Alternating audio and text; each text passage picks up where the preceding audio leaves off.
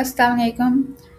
हम जो देखे थे लास्ट टाइम हमने देखा कि उसको हम टेक्स्ट के साथ हम क्या-क्या कर सकते हैं, टेक्स्ट को हम फॉर्मेट किस तरीके से कर सकते हैं। तो हमने ये देखा कि हम कलर्स को जब हमने टेक्स्ट का कोई भी कलर चेंज करना हो, बाय डिफ़ॉल्ट तो वो ब्लैक होता है। अगर आप उसको टेक्स्ट को कोई भी कलर देना चाहते हैं, तो उसके लिए हम कलर जो है वो यूज़ करते हैं, यानी कि उसके जो टर्म या सिंटैक्स हम यूज़ करते हैं। तो उसके लिए हम टेक्स्ट कलर क्योंकि बहुत से बिगिनर्स ये गलती करते हैं कि हम अगर बैकग्राउंड कलर दे रहे हैं तो उन्हें लगता है कि आगे जो अगर हम टेक्स्ट कलर दें तो हम टेक्स्ट कलर यूज़ करते हैं। तो उसके लिए कलर यूज़ होता है, हम कलर उसको देते हैं और हमने देखा कि कलर जो है वो हम 3 तरीकों से दे सकते हैं। वो मेथड हमने देखे हैं किन-किन तरीकों से। एक तो था कि आपका प्रॉपर कलर नेम हो, जैसे red, purple, orange, green, blue, कोई भी कलर नेम। फिर आप उसको हेक्सा की फॉर्म में भी दे सकते हैं, हैश, और साथ में आप कलर का जो भी कोड है वो आप दे सकते हैं। फिर उसके बाद हमने उसे देखा कि हम आरजीबी की फॉर्म में भी उसको उसकी वैल्यू जो है उस कलर की दे सकते हैं। और ये आप कोई भी जब आप कलर सेलेक्ट करते हैं तो आपके पास हेक्सा और आरजीबी की वैल्यू ऑलरेडी होती हैं, वो आपको प्रोवाइड करते हैं। तो आप वहाँ से उसको कॉपी पेस्ट कर लें, या अगर आप कोई भी कलर शॉर्टकट के लिए अगर मैं अगर आपको बताऊँ तो अगर आप कोई भी कलर ऐसे ले रहे हैं, कोई भी वैल्यू दें और यहाँ पे जाके आप उसको फिर सेलेक्ट वगैरह कर सकते हैं कि आप उसको क्या कौन-सा कलर देना चाह रहे थे। अभी आज हम देखने जा रहे हैं कि हम टेक्स्ट जो है उसको अलाइन किस तरीके से करते हैं, उसकी डायरेक्शन किस तरीके से कंट्रोल कर सकते हैं। तो उसके लिए हम टेक्स्ट अलाइनमेंट का जो टॉपिक है उसको देखते हैं। सबसे पहले आएगा कि टेक्स्ट अलाइन जो होता है, ठीक है?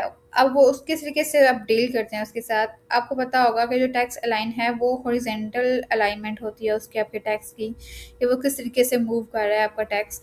फॉर एग्ज़ाम्पल यहाँ पे हमारे पास 2 पैराग्राफ हैं, पैराग्राफ 1 एंड 2, लेकिन क्योंकि हमने इनकी पैडिंग वगैरह सब कुछ सेम दी हुई है और सारी चीज़ें इस तरीके से हैं, विड्थ, हाइट वगैरह, हम ऐसा करते हैं कि इसको यहाँ पे आप देख के देखते हैं पैराग्राफ जो आपका टेक्स्ट अलाइनमेंट है, ठीक है? आपके पास टेक्स्ट अलाइनमेंट आ गई। टेक्स्ट अलाइनमेंट में अगर आप देखें तो आपके पास सेंटर है, एंड है, जस्टिफाई है, लेफ्ट, राइट, स्टार्ट, ये सारे आपके पास प्रॉपर्टीज़ आती हैं। आप यहाँ पे चाहते हैं कि आपके पास राइट जो है आए, और पैडिंग जो है उसको हम थोड़ा-सा कम करते हैं वैसे। अगर हम देखते हैं कि टेक्स्ट अलाइनमेंट जो है आपके पास, आप चाह रहे थे टेक्स्ट अलाइन जो है वो राइट आए, तो इट मीन्स कि आपका जो टेक्स्ट है वो राइट साइड पे अलाइन होगा, जो आप उसको दे रहे हैं। तो उसको हम यहाँ पे ओपन कर लेते हैं, यहाँ पे हम इसको ओपन करके देखते हैं कि ये किस तरीके से ओपन होगा और इसकी किस तरीके से आएगी आपके पास।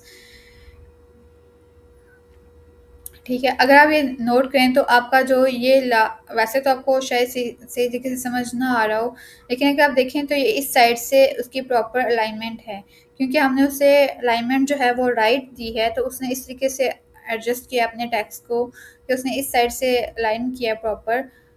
अभी हम देखते हैं कि ये बाय डिफ़ॉल्ट जो आपकी होती है अलाइनमेंट वो तो लेफ़्ट होती है, ठीक है? जैसा कि ये आपके जो सेकंड पैराग्राफ है आप इसको देख सकते हैं कि ये लेफ़्ट अलाइनमेंट का है। लेकिन अगर हम ऐसा करते हैं कि फर्स्ट वाले को हमने राइट दी है, अब हम उसको सेंटर दे के देखते हैं। तो सेंटर भी होती है आपके पास अलाइनमेंट, ठीक है? और सेंटर जो है इसको हम देख लेते हैं। ये हमने इसको सेंटर कर दिया तो उसकी टेक्स्ट अलाइनमेंट सेंटर होगी। हम उसको जस्टिफाई भी कर सकते हैं, ठीक है? तो जस्टिफाई भी हम करके देखते हैं।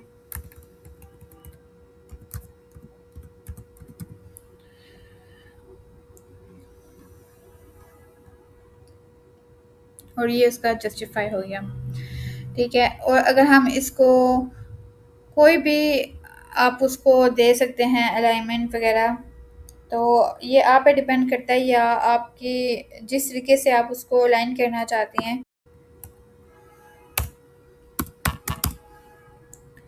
टेक्स्ट अलाइन है, ठीक है? इसको अब हम आपके पास जो मोस्टली यूज़ होते हैं वो तो आप जस्टिफाई करते हैं, या आप उसको सेंटर में भी बस का यूज़ करते हैं, लेफ़्ट, राइट, यही आपके पास ज़्यादातर जो होते हैं वो यूज़ होते हैं। तो हम इसको ऐसा करते हैं कि हम इसको राइट ही रहने देते हैं और हम यहाँ पे जाके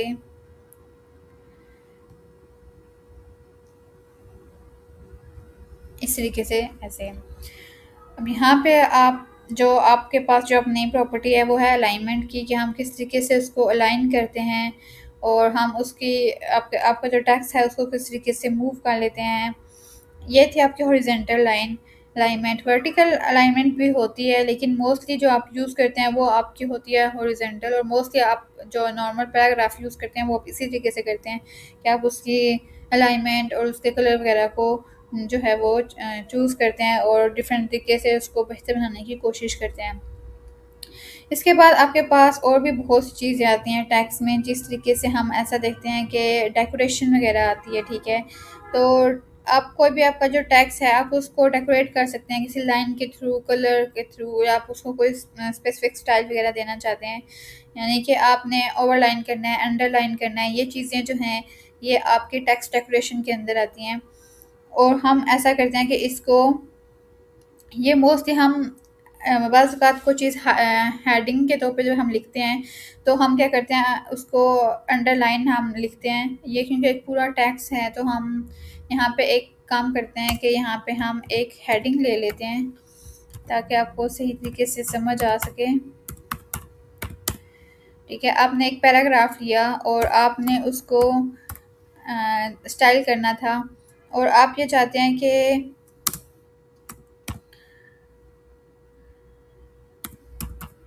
आपने इसको हेडिंग का नाम दिया और आप इसको स्टाइल करना चाहते हैं। ये जो मैं आपको बता रही हूँ कि टेक्स्ट डेकोरेशन ये हम मोस्टली हेडिंग्स में ज़्यादा यूज़ होती है टेक्स्ट में भी यूज़ होती है। जिस तरह आप कोई ऐसी चीज़ जो उस जैसा हम लोग ऑर्डर करते हैं तो उसकी जो एक्चुअल प्राइस होती है उस पर हम देखते हैं कि एक लाइन होती है, उसके बाद सेल वाली जो उसकी लगी होती है प्राइस वो लिखी होती है। तो वहाँ पे भी आप टेक्स्ट डेकोरेशन यूज़ कर रहे होते हैं। तो अभी हम देखते हैं कि टेक्स्ट डेकोरेशन जो है वो टेक्स्ट डेकोरेशन लाइन, ठीक है, और इसमें हम कहते हैं कि ओवरलाइन, इन लाइन थ्रू, इन सारी चीज़ों को आप आहिस्ता-आहिस्ता जो है अप्लाई करके देखते हैं। अंडरलाइन जो है मोस्टली यूज़ होती है, या अगर उसके ऊपर अगर आपने लाइन लगानी हो तो ओवरलाइन यूज़ होती है।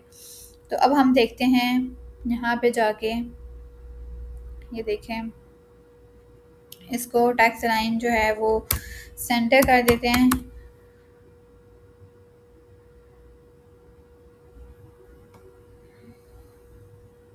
चलें, ये आ गई आपके पास अंडरलाइन। अंडरलाइन भी है, उसके बाद ओवरलाइन भी है, तो ओवरलाइन करके देख लेते हैं।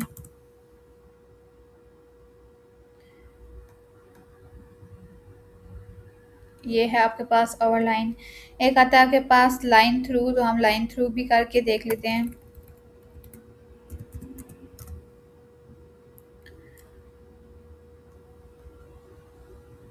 ये लाइन थ्रू है, और ये मोस्टली हम कब यूज़ करते हैं, जब हमने ये जो आपके पास टेक्स्ट है ये मोस्टली अगर आपने देखा होगा कि जब आप कोई भी शॉपिंग किसी वेबसाइट वगैरह पे जाते हैं तो कोई सेल वगैरह लगी हो तो उसकी एक्चुअल प्राइस पहले साथ लिखी होती है, और फिर उसके ऊपर इस तरीके से लाइन होती है जिसको हम लाइन थ्रू बोलते हैं, और फिर उसके बाद उसकी नेक्स्ट जो सेल के बाद की जो प्राइस है वो लगी होती है। तो हम ये वाला जो टेक्स्ट डेकोरेशन वहाँ पे यूज़ करते हैं।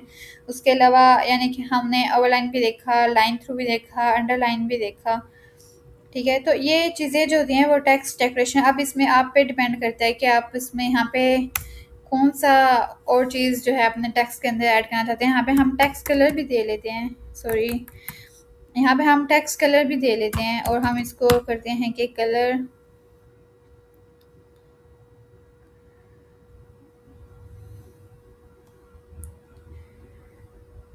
ये तीनों चीज़ें हमने पढ़ी कि हम कलर किस तरीके से देते हैं, हम उसको डेकोरेट किस तरीके से करते हैं, और उसको हम अलाइन किस तरीके से कर सकते हैं अपने टेक्स्ट को, या आप कोई भी जो आप पैराग्राफ या कुछ भी आप ले रहे हैं।